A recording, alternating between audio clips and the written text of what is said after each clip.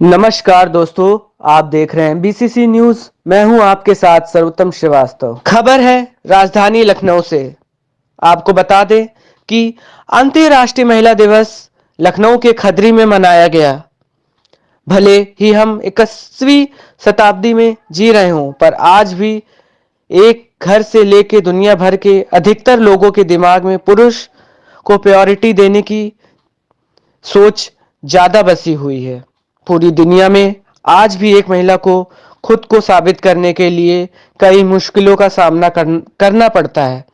भारत में आज भी बच्चियों को विवाह का शिकार बना दिया जाता है, तो कहीं एक पढ़ी लिखी महिला को भी अपना महत्व जानने के लिए संघर्ष करना पड़ता है। बातों और कागजों में महिला और पुरुष की बराबरी का जिक्र किया जाता है, पर देखा जाए तो ये अभी भी संभव नहीं हो पाया है।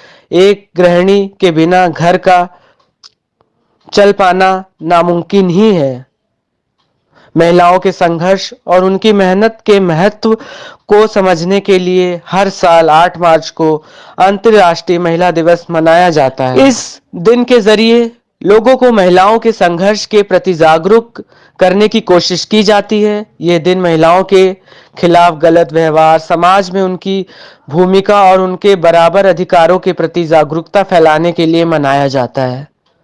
दुनिया मॉडर्न हो गई है, अभी भी अधिकतर महिलाओं को पुरुष के फैसलों पर डिपेंड रहना पड़ता है। और इस कार्यक्रम में शामिल थे नौमी लाल, धर्मेंद्र, डोरीलाल, संग्राम, सूरज शर्मा, सूरजपाल, गिरजेश शर्मा, मीना सिंह जैसे सामाजिक कार्यकर्ताओं ने बढ़ चढ़कर हिस्सा लिया। 8 मार्च इसके बारे में बताने के लिए आपके बीच में हमारे मीना जी हैं, ये विस्तार से अपनी बात रखेंगी। तो साथियों, 1989 में जब मजदूरों की मजदूरी बहुत कम थी, तब वहाँ की महिलाओं ने कहा अमेरिका में कि ये जो है बात ठीक नहीं है। जब हम काम बराबर करते हैं, अब मेहनत पुरुषों के बराबर करते हैं, तो हमें कम मजदूरी क्यों दी जा रही है? जब हम काम क्या बराबर करते हैं तो हमें बराबर का मजदूरी देने का अधिकार भी सरकार दे। तो वहाँ एक धागा कंपनी थी, हजारों हजार महिलाओं ने वहाँ के संसद को घेराव किया और कहा भाई हमारी भी बराबरी जो है मजदूरी का अधिकार हो। इसलिए आज का दिन महत्वपूर्ण इसलिए है कि जो महिलाओं के विषय में 1800 में सोची थी कि नहीं, महिलाओं को शिक्षा चाहिए, महिलाओं को पढ़ने का अधिकार चाहिए, महिलाओं को घर से निकलने का अधिकार चाहिए, उनकी आज ये जगह महत्वपूर्ण इसलिए है कि 100 साल के बाद जब एक महापुरुष दूसरे महापुरुष की बात को अपनी लेखनी से और ये देश के संविधान में पूरा अधिकार दिया, तो मैं चाह रहा हूं हमारे बीच में जो महिला लीडर है एफवा की नेता मीना सिंह, वो अपनी बातचीत को रखें। चलिए आप रखते रहिए।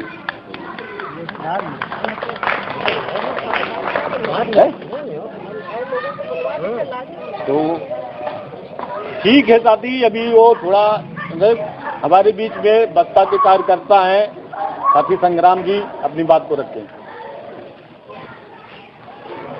जय भीम साथियों, आज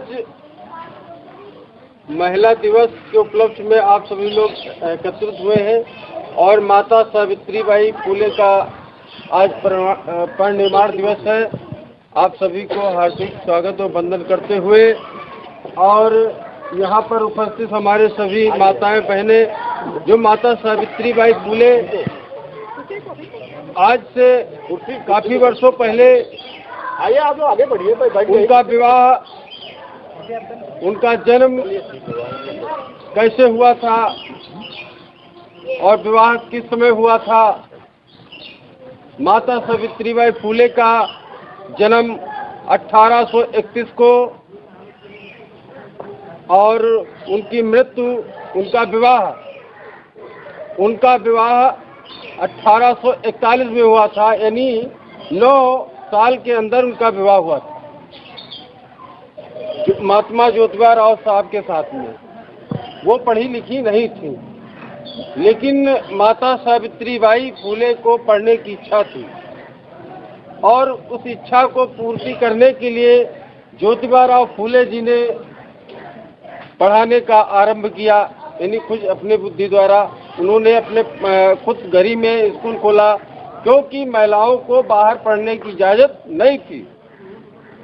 आज जो हमारी माताएं बहनें जो पढ़ लिख करके बैठी हुई हैं, वो लोग खुद वो जान रहे हैं कि माता सावित्रीबाई फुले की ही देन है, जो कि प्रथम महिला शिक्षिका बनी थी। उस समय महिलाओं को घर से निकलना पाबंदी था। माता सावित्रीबाई फुले जब पढ़ लिख गई तो उन्होंने सोचा कि क्यों ना अपने समाज को, जो हमारे शोषित समाज के लोग हैं, दलित समाज के लोग हैं, हम उनका क्यों ना पढ़ाएं। तो माता सावित्रीबाई फुले जी जब पढ़ाने के लिए जाने लगी तो वहाँ के मनवादी व्यवस्था के लोग कीचड़ मारते थे और ये रोड़ा मारते थे कि माता सावित्रीबाई क्यों पढ़ाने जा रही है। लेकिन माता सावित्रीबाई फुले ने एक भी उनके आगे झुका नहीं। उन्होंने एक लुगड़ी पहन करके और साड़ी को बगल तरह दबा करके वो जाती थी महिलाओं को पढ़ाने के लिए। जब माता सावित्रीबाई फुले ने उनको शिक्षा दिया और जागरूक किया, फिर उन्होंने एक विद्यालय खोला सावित्रीबाई फुले के नाम से। उनमें सभी बच्चियों को, यानी महिलाओं को दाखिला दिया और शिक्षा ग्रहण किया। माता सावित्रीबाई फुले बहुत ही संघर्षशील रही और इस महिला समाज को इतना कुछ दे दिया जो कि आप लोग कुर्सी पे बैठे हैं। उन्हीं की देन है कि आज पुरुषों के साथ बराबरी का दर्जा प्राप्त कर रहे हैं। मैं तो उनको बहुत बहुत कोट कोट नमन करता हूं, धन्यवाद देता हूं, क्योंकि ऐसी महिलाएं इस देश में अगर उत्पन्न हो जाएं, इस देश का कायाकल्प हो जाएगा। ये जो देश सोने की चिड़िया कहलाती थी, आज सोने की चिड़िया ही हो जाएगी। आज महिलाएं कहती हैं कि अब बच्चियों को क्यों पढ़ा करके हम अपना बच्चियों को पढ़ाना क्यों वाजिब समझ रही है, क्योंकि माता सावित्रीबाई इतने संघर्षों के बीच महिलाओं के लिए इतना संघर्ष किया, क्योंकि उसी संघर्ष को बाबा साहब भीमराव अम्बेडकर साहब ने अब जब संविधान लिख रहे थे उस समय महिलाओं को बढ़ चढ़ करके अधिकार दिया। एक समय वो था जब कस्तूरबा गांधी जी ने बाबा साहब से भीख मांगी थी। वो कौन सा समय था जब इस भारत का खंडन हो रहा था, बाबा साहब ने अपना एक अधिकार मांग रहे थे, तो गांधी जी ने कहा कि मैं इन दलित समाज को छोड़ना नहीं चाहता हूं। तो बाबा साहब ने, कस्तूरबा गांधी जी ने आंचल पसार करके कहने लगी कि हे बाबा साहब, मेरे पति का जान दान में दे दीजिए। तो बाबा साहब महिलाओं को दया आती थी, इसलिए उनको दान, यानी जिंदगी उनको दान दे दी। आज बाबा साहब हमारे ना होते तो हमको अधिकार भी नहीं प्राप्त होते, ये सत्य है। ऐसे ही अभी साहब ने कह रहे थे कि मजदूरी नहीं बढ़ाई जाती है। उस क्रम में बहन कुमारी मायावती जी ने एक बार उन्होंने मजदूरी बढ़ाई थी। आज तक किसी ने मजदूरी नहीं बढ़ाई, ये सत्य है। जो संविधान को जानता है, जो संविधान को पढ़ा है, वही इसको कार्य को कर सकता है। मैं अपनी बात को विराम देता हूँ। जय भीम, जय भारत।